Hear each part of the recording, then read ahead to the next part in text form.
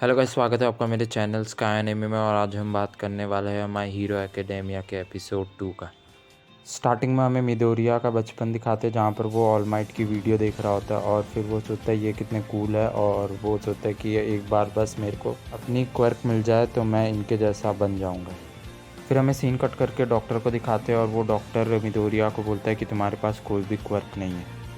फिर जो मिडोरिया होता है वो सोच रहा होता है किस तरह लोगों ने उसको क्वर्कलेस के वजह से रिजेक्ट किया था कि तुम कभी भी हीरो नहीं बन सकते, और उसका मजाक भी उड़ाया था। जो मिडोरिया होता है वो बोलता है भले लोग मेरे बारे में कुछ भी सोचे, पर जो मेरी मॉम है वो हमेशा मुझे सपोर्ट करती है और इसीलिए मैं हीरो बन के दिखाऊंगा। फिर हमें प्रेजेंट में लेके जाते हैं, जहाँ पर इजुकी मिडोरिया ऑल माइट के साथ होता है और फिर वो ऑल माइट से पूछता है क्या अगर कोई इंसान के पास क्वर्क ना हो तो वो क्या हीरो बन सकता है। जो ऑल माइट है वो उसका जवाब देने ही वाले होते, पर तभी उनको अचानक से पेन होने लग जाता है और उनके बॉडी में से सफ़ेद धुआं निकलने लग जाता है। और जो इजुकी मिडोरिया होता है वो अपने बातों में बहुत ज़्यादा खो जाता है और उसे पता ही नहीं चलता कि ऑल माइट के साथ क्या हो रहा है। जैसे ही वो ऑल माइट की तरफ देखता है तो उसे बहुत ज़्यादा शौक लगता है, क्योंकि उसके सामने कोई और ही इंसान खड़ा हुआ होता है।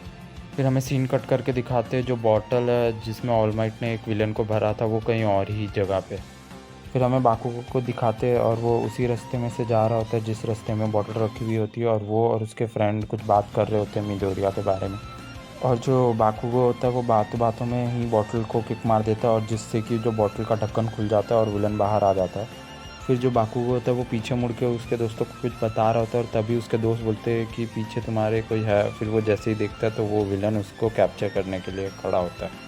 फिर हमें एपिसोड का टाइटल दिखाते हैं और एपिसोड का टाइटल होता है what it takes to be a hero. जो इजुकी मिडोरिया होता है वो देख रहा होता है इंसान को, और तभी वो बोलता है कि तुम बहुत ज़्यादा स्किनी हो। तभी वो बताता है मैं ऑल माइट हूँ, और उसके मुंह से खून भी निकलने लग जाता है।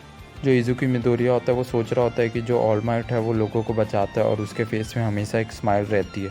पर ऑल माइट को हो क्या गया है ये इजुकी मिडोरिया जानने की कोशिश करता है। तभी ऑल माइट उसे बताता है कि मुझे 5 साल पहले एक विलन ने हमला किया था, जिसके कारण मेरी एनर्जी शक हो जाती है कुछ देर बाद। फिर ऑल माइट बताते हैं वो सिर्फ 3 घंटा ही अपने हीरो वाले फॉर्म में रह सकते हैं, बाकी टाइम उन्हें ऐसे ही रहना पड़ता है। फिर जो ऑल माइट होते हैं वो कहते हैं मैं हमेशा लोगों को बचाऊंगा, और जिस टाइम मैं लोगों को बचा रहा हूँ मेरे फेस में हमेशा स्माइल रहेगी। जो ऑल माइट होते हैं वो इजुकी मिडोरिया को देखने लग जाते हैं और फिर अचानक से वो उसका जवाब देते हैं। ऑल माइट है वो डिप्लोमेटिक आंसर देते बोलते कि मैं सिंपली नहीं कह सकता कि तुम बिना पावर के हीरो बन सकते हो। जो ऑल माइट होते वो उसको कहते हैं कि अगर तुम्हें मदद करनी है लोगों की तो तुम पुलिस ऑफिसर बन के उनकी मदद करो, वो भी एक मदद ही होती है। फिर जो ऑल माइट होते हैं वहाँ से जाने लगते हैं और वो जाते जाते अपना जेब चेक कर रहे होते हैं, और तभी वो देखते हैं जो बॉटल है वो वहाँ पर नहीं है, और तभी धमाके की आवाज़ आती है। जो इजुकी मिडोरिया होता है वो देख रहा होता है और फिर तभी भागने लग जाता है, और वो सोचता है कि मुझे वहाँ जाना पड़ेगा, और तभी उसे ऑल माइट की बात याद आती है और फिर वो वहीं रुक जाता है। फिर हमें वहाँ पर लेके जाते हैं जहाँ पर हमला हुआ होता है, और फिर वहाँ पर हम देखते सारे हीरो भी पहुँच चुके होते हैं। जो कुछ हीरो होते हैं वो विलन से लड़ रहे होते हैं और कुछ हीरो पब्लिक की मदद कर रहे होते हैं, पर उसका कुछ फ़ायदा नहीं होता क्योंकि विलन के पास बाकुगो होता है और वो ज़्यादा कुछ उससे कर नहीं पाते। जो बाकुगो होता है वो भी अपना क्वर्क यूज़ करता है, पर उससे कोई फ़ायदा नहीं होता। फिर हमें दिखाते हैं ऑल माइट भी वहाँ पहुँच चुका होता है, और वो जैसे तैसे वहाँ पर पहुँच जाता है, पर उसे बहुत ज़्यादा दर्द हो रहा होता है जहाँ पर उसकी इंजरी हुई होती है। फिर हमें इजुकी मिडोरिया को दिखाया जाता है जो कि उदास होकर अपने घर जा रहा होता है, और फिर वो बुक पढ़ता है जिसमें उसने हीरोज़ की ट्रिक और स्किल लिखी हुई थी। फिर हमें पता चलता है इजुकी मिडोरिया का घर उसी तरफ है जहाँ पर विलन ने हमला किया होता है, और उसका मन नहीं करता फिर भी वो देखने चले जाता है सिचुएशन को। फिर इजुकी मिडोरिया विलन को देखता है तो वो एकदम शॉक हो जाता है। फिर वो देखता है ये तो वही विलन है जिसको ऑल माइट ने हराया था, और फिर वो सोचता है ये कैसे यहाँ पर आ गया। फिर उसे याद आता है जब वो ऑल माइट के पीछे लटक रहा था तब तक तो ऑल माइट के पास वो बॉटल थी, पर जैसे ही वो बिल्डिंग के वहाँ पहुँचा तो ऑल माइट के पास ये बॉटल नहीं थी। फिर उसे रियलाइज़ होता है कि मैंने कितनी बड़ी गलती की है। जो सारे लोग होते हैं वो हीरो को स्ट्रगल करते हुए देख के बोलते हैं ऑल माइट कहाँ पर है, ऑल माइट अभी तो यहीं था, वो कहाँ चला गया था। और जो ऑल माइट है वो खड़े खड़े सुन रहा होता है ये सब। जो ऑल माइट है वो लोगों की बातें सुन रहा होता है और वो सोचता है कि मैं यहाँ पर होकर भी कुछ नहीं कर सकता, और वो सोचता है कि ये वो सबसे घटिया सिचुएशन है जहाँ पर हीरो नंबर 1 हीरो होकर भी कुछ नहीं कर सकता। फिर हमें इजुकी मिडोरिया को दिखाया जाता है और वो अचानक से भागने लग जाता है विलन की तरफ बिना कुछ सोचे समझे। जो इजुकी मिडोरिया होता है वो सोच नहीं पा रहा होता है कि क्या करूँ मैं क्या करूँ, वो चला तो गया होता है। फिर वो तभी उसे याद आता है पेज नंबर पे जिसने उसने कुछ लिखा हुआ होता है, और फिर वो मूव करता है। फिर वो जैसे ही विलन के पास पहुंचता है तो उसको बाकुगो दिखता है और वो पूछता है तुम यहाँ पर क्यों आए हो, तो फिर वो बोलता है मुझे नहीं पता, मेरे पैर ऑटोमेटिकली चलने लग गए और मैं यहाँ पर आ गया। फिर जो विलन है वो बहुत ज़्यादा इरिटेट हो जाता है मिडोरिया से और फिर वो एकदम बड़ा हमला करने चला जाता है मिडोरिया पे। जितने भी हीरोज़ होते हैं वो देख रहे होते हैं और वो सोचते हैं कि हम मदद करें, पर वो बहुत ज़्यादा दूर होते हैं उससे। जो विलन होता है वो अपना बड़ा हमला कर रहा होता है इज़ुकी मिडोरिया पे और उसको कोई आइडिया नहीं आ रहा होता है मिडोरिया को, तो फिर वो झुक के खड़ा हो जाता है।